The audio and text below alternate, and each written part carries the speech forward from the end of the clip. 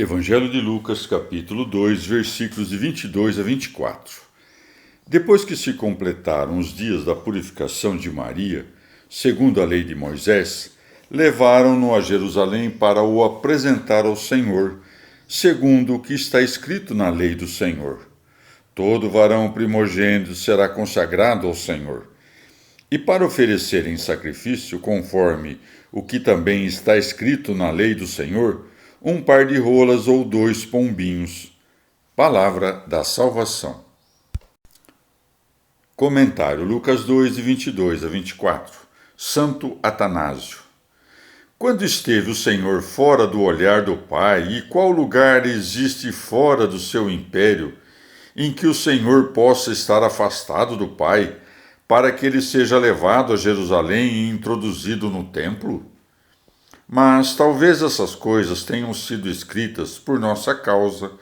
Com efeito, assim como não se fez homem e foi circuncidado na carne para o seu benefício, mas para nos fazer deuses pela graça e para que sejamos circuncidados espiritualmente, assim também, por nossa causa, foi apresentado ao Senhor, para que aprendamos também nós a nos apresentarmos a Ele.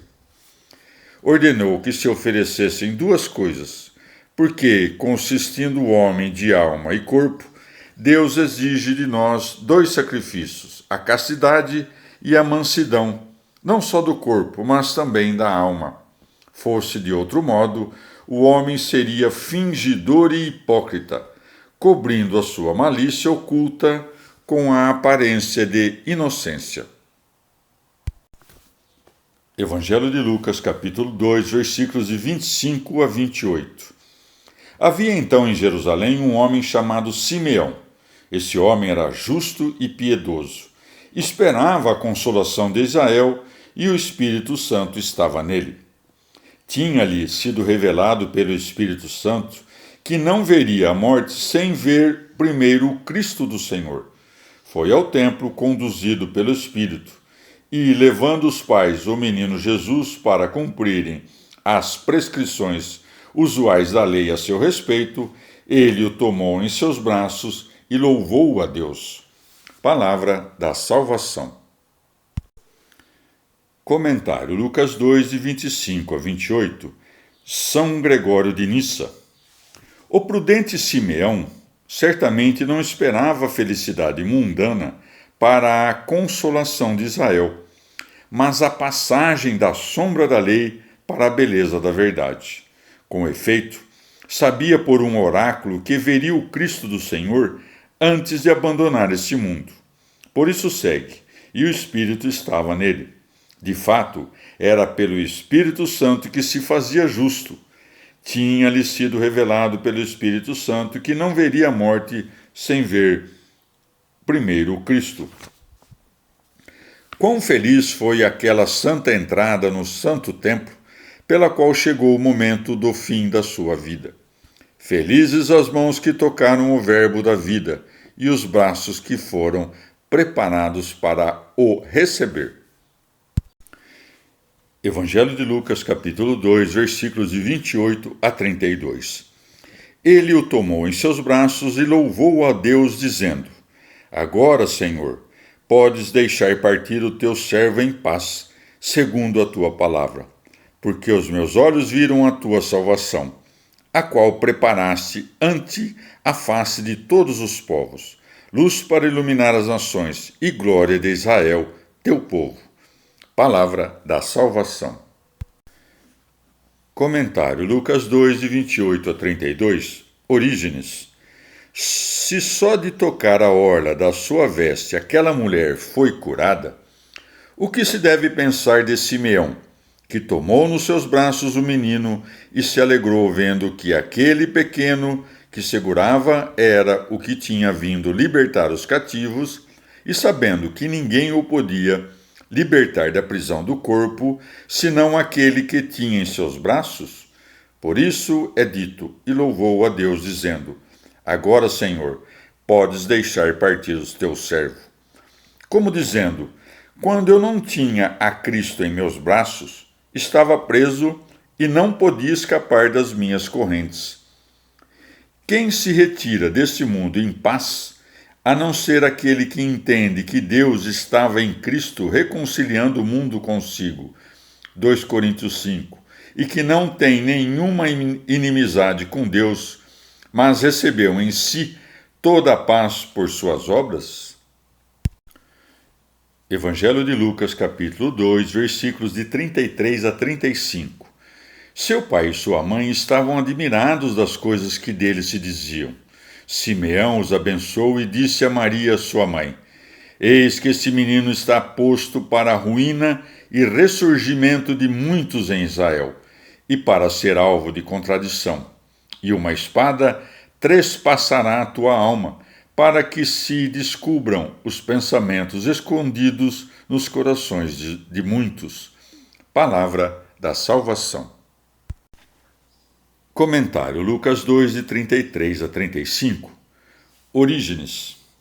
Das coisas que eram ditas tanto pelo anjo e pela multidão da milícia celeste, pelos pastores e pelo próprio Simeão. Quem examina mais a fundo a questão pode dizer que, como a genealogia do Senhor é traçada de Davi até José, para não parecer que o nome de José é mencionado em vão, pois não teria sido pai do Salvador, é chamado pai do Senhor, de modo que a genealogia possa manter o seu lugar. O que expõe com simplicidade pode dizer que ele veio para a ruína dos infiéis e para a ressurreição dos que acreditam. O intérprete cuidadoso dirá que não pode cair senão o que esteja antes de pé. Diz-me, portanto, quem é aquele que estava de pé e que Cristo veio para levar à ruína? Há também um sentido mais profundo dirigido contra aqueles que latem contra o Criador, dizendo: Eis o Deus da lei e dos profetas. Vede como ele é. Ele diz: Eu faço morrer e faço viver. Deuteronômio 32, 39. Se por isso ele é um juiz sanguinário e um criador cruel, também o é Jesus, seu filho. De fato, as mesmas coisas se escrevem aqui a respeito dele, que veio para a ruína e para a ressurreição de muitos. Devemos ver que o Salvador não veio igualmente para a ruína e para a ressurreição. Com efeito, porque eu estava em pecado, foi-me útil cair e morrer para o pecado. Os santos profetas, quando contemplavam algo excelso, caíram sobre suas faces, para que, por sua ruína, fossem mais plenamente limpos do pecado. Isso é o que o Salvador te concede em primeiro lugar. Eras pecador, caía em ti o que era pecado, para que possas, então, ressuscitar e dizer: se morremos com ele, também com ele viveremos. 2 Timóteo 2,11. Tudo o que a história narra de Cristo é alvo de contradição. Não porque o contradigam os que creem nele. Nós, de fato, sabemos que tudo o que foi escrito é verdadeiro, mas porque tudo o que foi escrito dele é alvo de contradição por parte dos incrédulos. Havia nos homens também pensamentos maus, que foram descobertos para que os matasse aquele que foi morto por nós. Com efeito, quando estavam escondidos, era impossível destruí-los. Por isso, se nós pecamos, devemos dizer: não ocultei a minha culpa. Se revelarmos nossos pecados não somente a Deus, mas também a aqueles que podem cuidar das nossas feridas, nossos pecados serão apagados. Evangelho de Lucas, capítulo 2, versículos de 36 a 38. Havia também uma profetisa chamada Ana, filha de Fanuel, da tribo de Asser. Estava em idade muito avançada. Tinha vivido 7 anos com seu marido desde a sua virgindade e tinha permanecido viúva até os 84 anos. E não se afastava do templo, servindo a Deus, noite e dia com jejuns e orações. Ela também, sobrevindo nesta mesma ocasião, louvava a Deus e falava de Jesus a todos os de Jerusalém que esperavam a redenção. Palavra da salvação. Comentário Lucas 2, de 36 a 38. São Beda. De acordo com o sentido místico, Ana representa a igreja, que está como que enviuvada por causa da morte do esposo. Também o número dos anos de sua viuvez representa o tempo da peregrinação do corpo da igreja longe do Senhor. 7 vezes 12 são 84.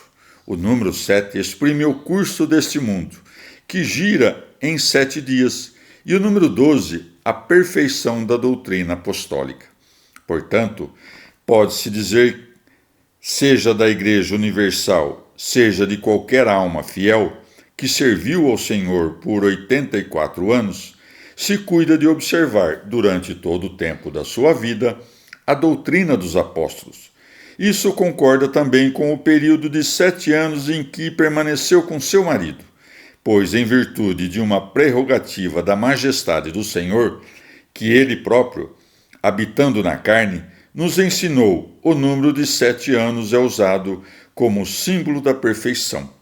Ana também se conforma aos mistérios da igreja, porque seu nome significa graça. É filha de Fanuel, que quer dizer face de Deus, e descende da tribo de Asser, isto é, bem-aventurado. Evangelho de Lucas, capítulo 2, versículos de 39 a 41.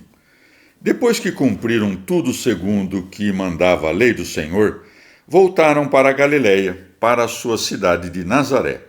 O menino crescia e se fortificava cheio de sabedoria, e a graça de Deus era com ele. Seus pais iam todos os anos a Jerusalém pela festa da Páscoa. Palavra da salvação. Comentário Lucas 2, de 39 a 41. Santo Agostinho.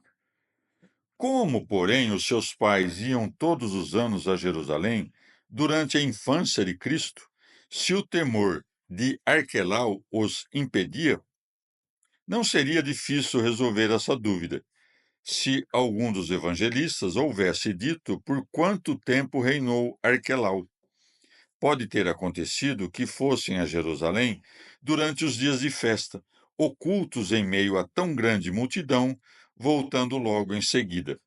Entretanto, nos outros dias, tinham medo de permanecer lá, para nem serem irreligiosos por se omitirem nas solenidades, nem se fazerem visíveis, morando continuamente lá. Como, porém, todos guardaram silêncio a respeito do tempo que reinou Arquelau, podem interpretar-se as palavras de São Lucas: seus pais iam todos os anos a Jerusalém, no sentido de que faziam isso quando já não era preciso temer Arquelau.